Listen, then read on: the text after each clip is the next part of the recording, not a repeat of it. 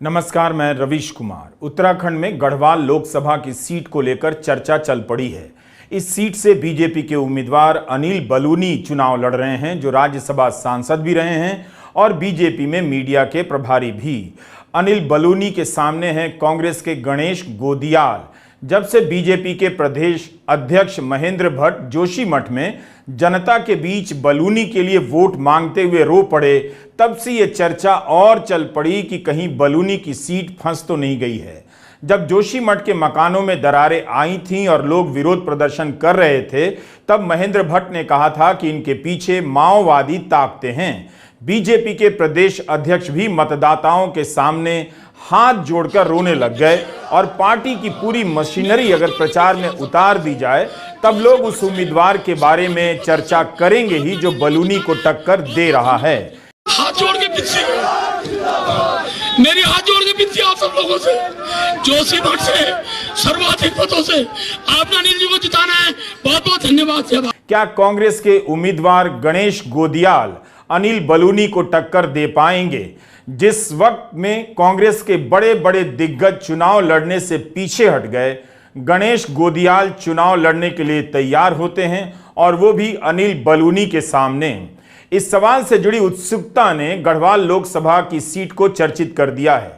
लोग इस सीट पर 1982 के लोकसभा उपचुनाव को याद करने लगे हैं, जब इंदिरा गांधी ने अपने कई मंत्रियों को हेमवती नंदन बहुगुणा के खिलाफ प्रचार में उतार दिया था। उस समय बीबीसी ने कहा था, ऐसा लगता है कि गढ़वाल ही देश की राजधानी है। तब भी हेमवती नंदन बहुगुणा उपचुनाव जीत गए थे।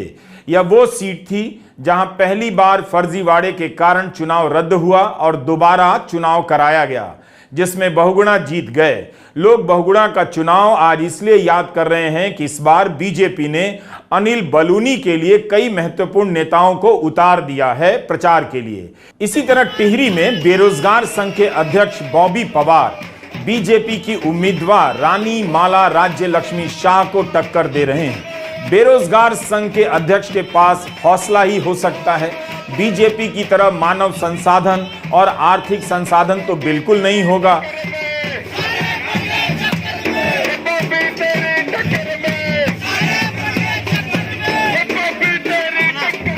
लेकिन इन दो सीटों पर स्थानीय मुद्दों ने, खासकर बेरोजगारी और अग्निवीर ने बीजेपी के राष्ट्रीय मुद्दों को अच्छी खासी टक्कर दे रखी है। बीजेपी और संघ के सिस्टम में अनिल बलूनी का महत्व इसी से पता चलता है। जब प्रधानमंत्री मोदी ने ऋषिकेश में रैली की, तब मंच पर अनिल बलूनी मौजूद थे। ऋषिकेश हरिद्वार लोकसभा सीट का हिस्सा है। अनिल बलूनी गढ़वाल से चुनाव लड़ रहे हैं। उनके लिए कोटद्वार गढ़वाल में गृहमंत्री अमित शाह ने रैली की और फिर यूपी के मुख्यमंत्री योगी आदित्यनाथ ने श्रीनगर गढ़वाल में, रक्षा मंत्री राजनाथ सिंह ने गढ़वाल के ही एक इलाके गौचर में रैली की, जहां उन्होंने कहा कि कांग्रेस डायनासोर की तरह समाप्त हो जाएगी। आखिर जो राज्य बीजेपी का गढ़ माना जाता है, जहां पिछले लोकसभा चुनाव में सभी सीटों पर बीजेपी ने जीत हासिल की थी, वहां अनिल बलूनी के लिए रक्षा मंत्री, गृह मंत्री और यूपी के मुख्यमंत्री क्यों प्रचार कर रहे हैं? यही नहीं, राज्य के मुख्यमंत्री पुष्कर धामी भी बलूनी के प्रचार का मोर्चा संभाले हुए हैं। मैंने कहा उत्तराखंड के लोग मेहनत करना जानते हैं, उत्तराखंड के लोग ईमानदार हैं, उत्तराखंड के लोग परिश्रम की पराकाष्ठा करना जानते हैं, उत्तराखंड के लोग जानते हैं कि कैसे ईमानदारी से काम करना है। इसलिए मोदी जी का उन पर इतना प्रेम है, इतना मोदी जी का इसलिए उनका स्नेह है। आप सब लोग जानते हैं मोदी जी लगातार उत्तराखंड के विकास के बारे में सोचते हैं और इसलिए जब उत्तराखंड से इतना उनका लगाव है, तो हम लोगों का भी तो मोदी जी के साथ जवाबदेही है। हम भी तो उनको दोबारा मुख्यमंत्री, प्रधानमंत्री चुनना पड़ेगा। हम लोग भी तो दोबारा से उनको प्रधानमंत्री के लिए वोट करना है। 19 तारीख को मोदी जी को चुनाव करना है, मोदी जी को वोट देना है।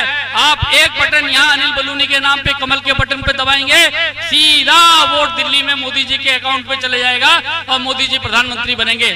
जब ये राज्य बना था, इस पौड़ी जनपद में 8 विधानसभाएं थी, आज 6 रह गई हैं। भविष्य में क्या होगा आप सब लोग जानते हैं किस तरीके से चल रहा है। इस पलायन के खिलाफ एक जंग छेड़नी है। माननीय प्रधानमंत्री जी ने कहा था कि हम लोग पलायन भी रोकेंगे और रोजगार भी देंगे। उस सब के लिए हम लोग तैयार हैं। हम प्रधानमंत्री जी और गृह मंत्री जी के नेतृत्व में इस पलायन के खिलाफ एक जंग की शुरुआत करेंगे और इस पलायन को हराएंगे। जहां पर हमारे पुरखे चले हैं, जिन राहों में हमारे पुरखे चले हैं, उनको भूता नहीं होने देंगे, उनको आबाद करके रहेंगे और निश्चित तौर पे रिवर्स माइग्रेशन करके दिखाएंगे। मैं आप सब लोगों से सारे वादे आज करके जा रहा हूं। आप सब लोग जानते हैं मैं बीमार था, गंभीर रूप से बीमार था, मेरा जीवन बचा है, तो इस गढ़वाल के लिए मैंने कसम ली है कि आगे वाले अपने जीवन का पल पल और अपने जीवन का क्षण क्षण इस गढ़वाल के विकास के लिए काम करके दिखाऊंगा, इस गढ़वाल का कामकाज करके दिखाऊंगा। इससे पता चलता है कि अनिल बलूनी साधारण उम्मीदवार तो नहीं है।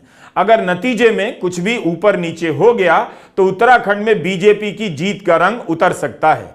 बीजेपी इस बात को जानती है। गढ़वाल सीट पर पहले तीरथ सिंह रावत ही चुनाव लड़ा करते थे, अब उनकी जगह अनिल बलूनी मैदान में हैं।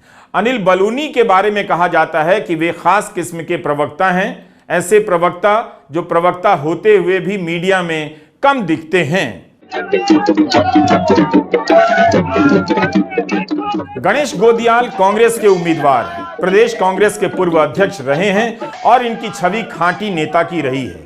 इसी दम पर बलूनी जैसे संसाधनों से लैस उम्मीदवार का मुकाबला करने आ गए और जनता के बीच जाकर कहते चल रहे हैं कि उनके पास पैसा नहीं है, वो धन शक्ति का मुकाबला जनशक्ति से करेंगे। स्थानीय मीडिया में यह भी छप रहा है कि लोग भी आगे आकर गोदियाल की आर्थिक मदद कर रहे हैं और गोदियाल जनता से पैसे मांग रहे हैं। बलूनी को घेरने के लिए गोदियाल ने स्थानीय मुद्दों को बहस में लाया है।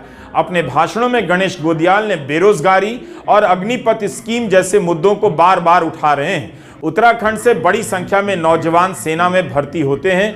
इन नौजवानों के लिए अग्निवीर स्कीम ने सुरक्षित रोजगार की एक बड़ी उम्मीद को धक्का पहुंचाया है।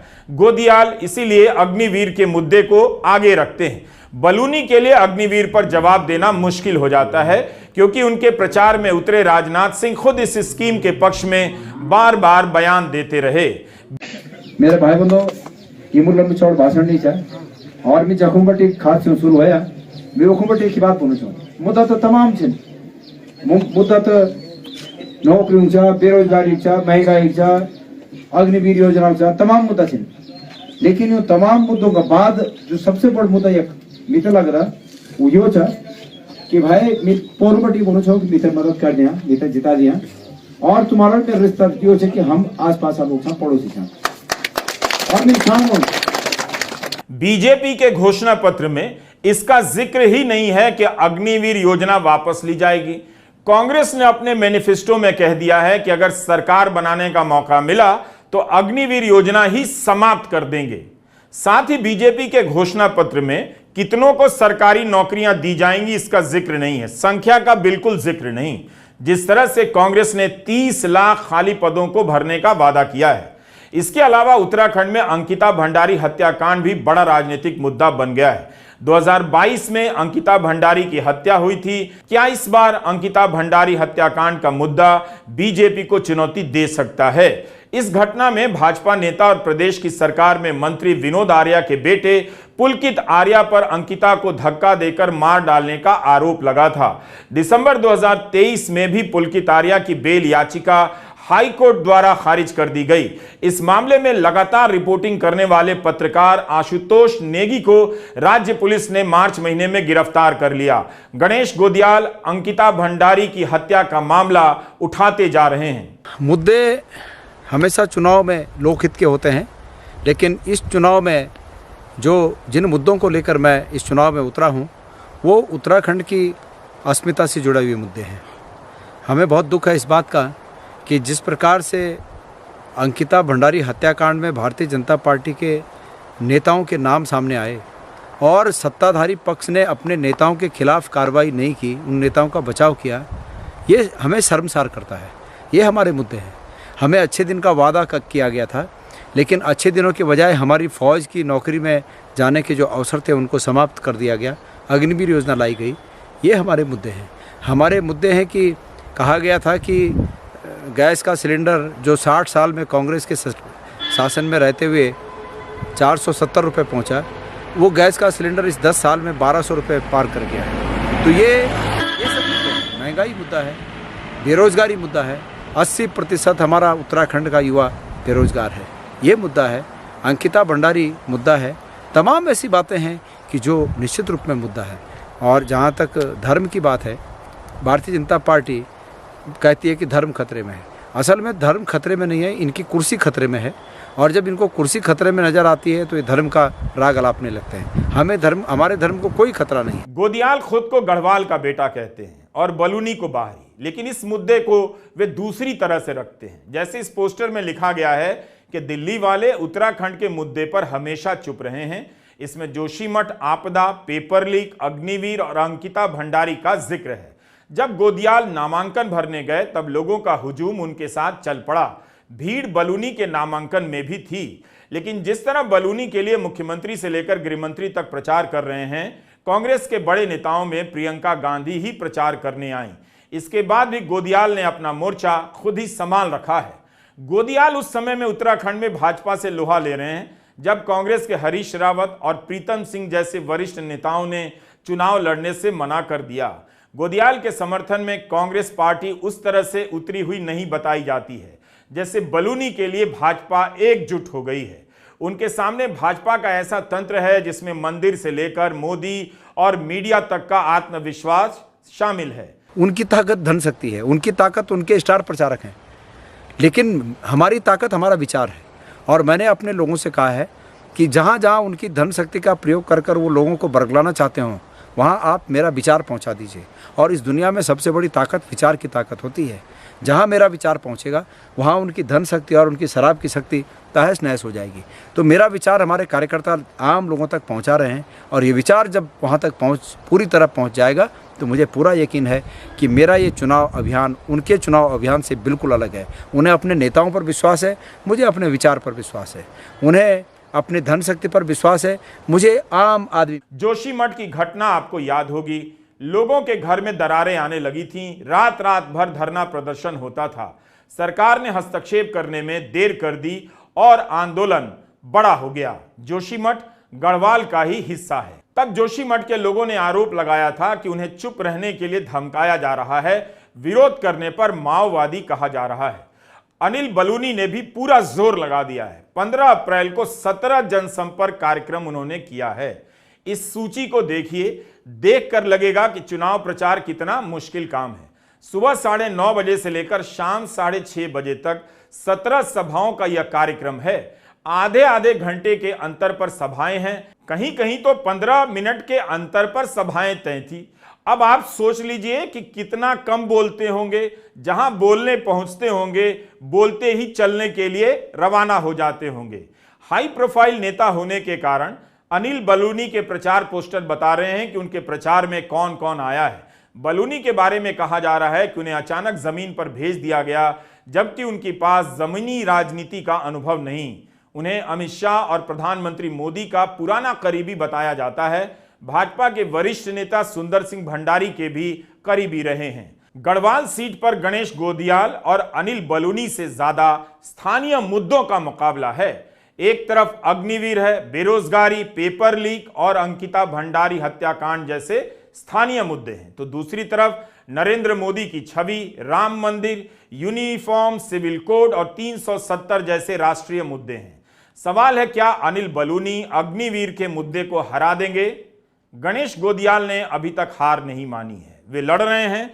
चुनाव ऐसे ही होना चाहिए, हार जीत से पहले मुकाबला होना चाहिए। नमस्कार, मैं रवीश कुमार।